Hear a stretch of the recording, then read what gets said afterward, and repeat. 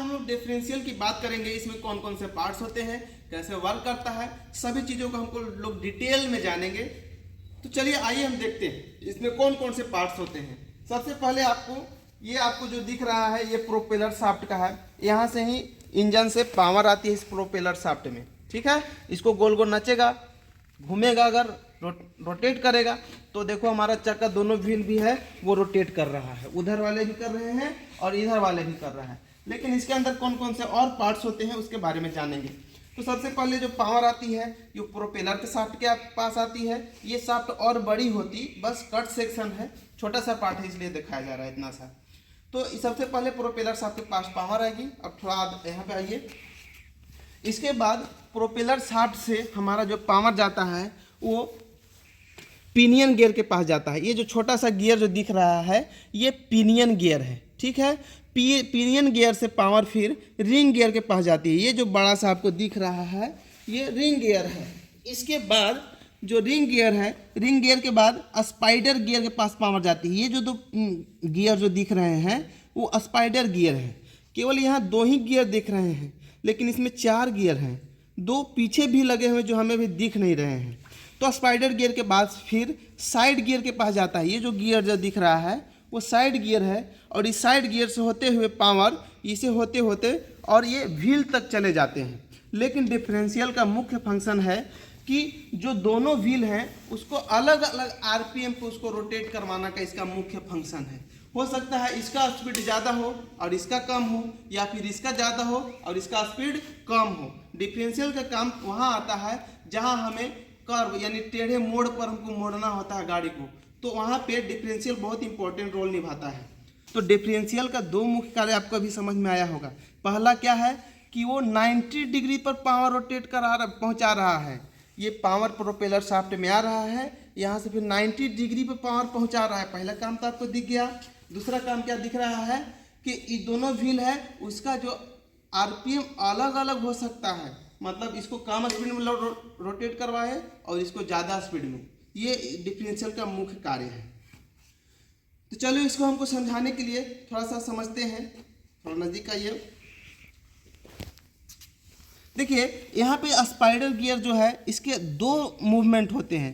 Spinning होता है, एक रिवॉल्विंग होता है।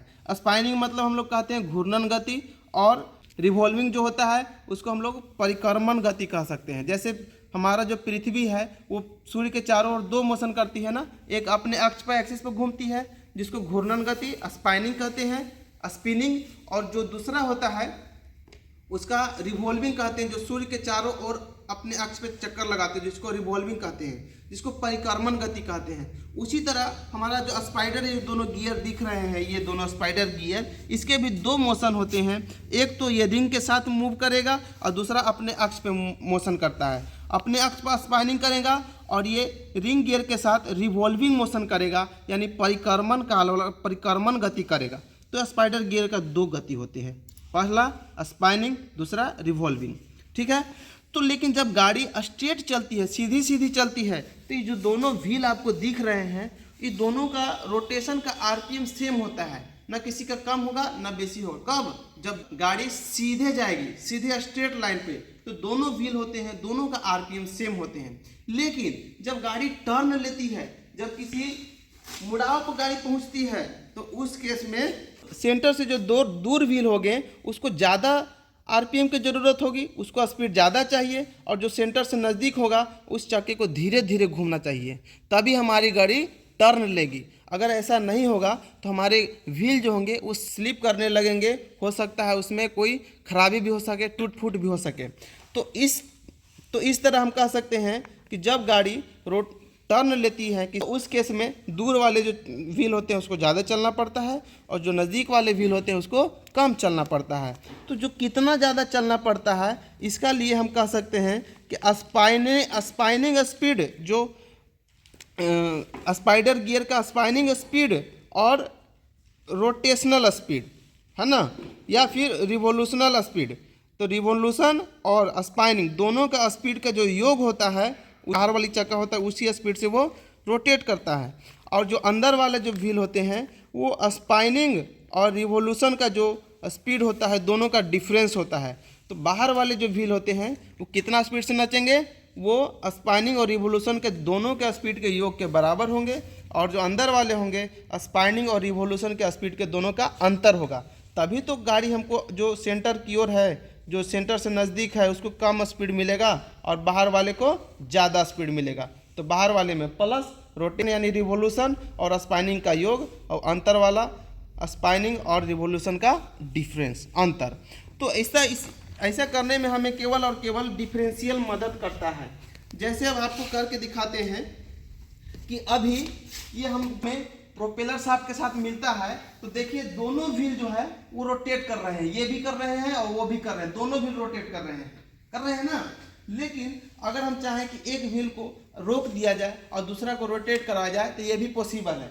जैसे कि अगर हम इस व्हील को हम रोक दे रहे हैं तो देखिएगा उधर वाले व्हील रोटेट करने लगेगा। देखिए इधर वाले कोई मूवमेंट नहीं है और उधर वाला का मूवमेंट है, यानी कि इस केस में हमारा जो स्पाइडर गियर का जो मोशन है, दो मोशन है। पहला क्या है, अपने अक्ष पे रोटेट करेगा और साथ ही साथ रिवोल्यूशन मोशन करेगा रिंग गियर के साथ, ठीक है। इस केस में हमारा देखिए यहाँ पे जो दिख रहा होगा, नजदीक आइए थोड़ा, हाँ, यहाँ पे जो हमारा स्पाइडर गियर जो दिख रहे हैं, इसके दो मोशन हो जाएंगे यहाँ पे। एक तो होंगे अपने अक्ष पर स्पाइनिंग करना और दूसरा रिंग गियर के साथ रिवोल्यूशन करना। देखो दोनों मोशन ही कर रहा है, अपने अक्ष पे भी रोटेट कर रहा है और साथ ही साथ रिंग गियर के साथ रिवोल्यूशन भी कर रहा है। ये वाला, इस पे ध्यान दीजिए, ये दोनों पे, तो दोनों काम कर रहा है ना। लेकिन जब गाड़ी सीधी स्ट्रेट में चल रही होती है तो जो स्पाइडर गियर होता है वो केवल और केवल रिंग गियर के साथ रिवोल्यूशन करता है, ना कि स्पाइनिंग करता है। अपने अक्ष पे स्पिनिंग नहीं करता है। कब? जब गाड़ी स्ट्रेट लाइन में रहती है तब। लेकिन जब गाड़ी टर्न लेती है तो उस केस में जो स्पाइडर गियर होता है उसका दोनों मोशन काम करने लगता है, एक स्पिनिंग और एक रेवोल्यूशनल, है ना। तो दोनों काम करता है। इस तरह से हमारा गाड़ी टर्न लेती है। तो गाड़ी जब टर्न लेती है तो उस केस में डिफरेंशियल हमारा बहुत इंपॉर्टेंट रोल निभाता है। तो यहाँ पे देख लीजिए, ये व्हील का फंक्शन हो गया, ये दोनों तरफ व्हील है, ये प्रोपेलर शाफ्ट, और ये हो गया पिनियन गियर, ये हो गया रिंग गियर, और ये हो गया हमारा स्पाइडर गियर, और यहाँ पे हो गया ये वाला हमारा जो दिख रहा है ये हो गया साइड गियर से पावर व्हील तक पहुँचती है। तो ये हमारा रहा डिफरेंशियल का काम। इसका मुख्य कार्य फिर से समझा देते हैं कि इसके मुख्य दो कार्य हैं। पहला क्या है कि जो पावर यहाँ से मिल रहे हैं वो पावर को 90 डिग्री एंगल पर पहुँचाना होता है जो व्हील तक जाती है। दूसरा क्या है कि जब गाड़ी टर्न लेती है तो दोनों व्हील को अलग अलग आरपीएम पे उसको रोटेट कराने में भी हमारा ये डिफरेंशियल काम करता है। डिफरेंशियल आगे भी लगा होता है, पीछे भी लगा होता है। जब गाड़ी टू व्हील ड्राइव होती है, यानी कि जब इंजन आगे लगी रहेगी टू व्हील ड्राइव में, तो जो डिफरेंशियल होगा हमारा पीछे लगा होता है, जैसे कि आप लोग ट्रकों में देखते होंगे। लेकिन अगर गाड़ी फोर व्हील ड्राइव है, फोर व्हील ड्राइव मतलब चारों चक्के में ड्राइव, पावर चारों चक्के में रहती है, तो उसको कहते हैं हम लोग four wheel drive. Four wheel drive में डिफरेंशियल आगे भी लगी होती है, पीछे भी लगी होती है। जैसे कि आर्मी वाली जो गाड़ियां मिलती हैं हिली एरिया में चढ़ने के लिए, उसमें फोर व्हील ड्राइव होता है और उसमें आगे भी डिफरेंशियल लगा होता है और पीछे भी लगा होता है। थैंक यू वीडियो देखने के लिए। अच्छा लगे तो लाइक सब्सक्राइब करना।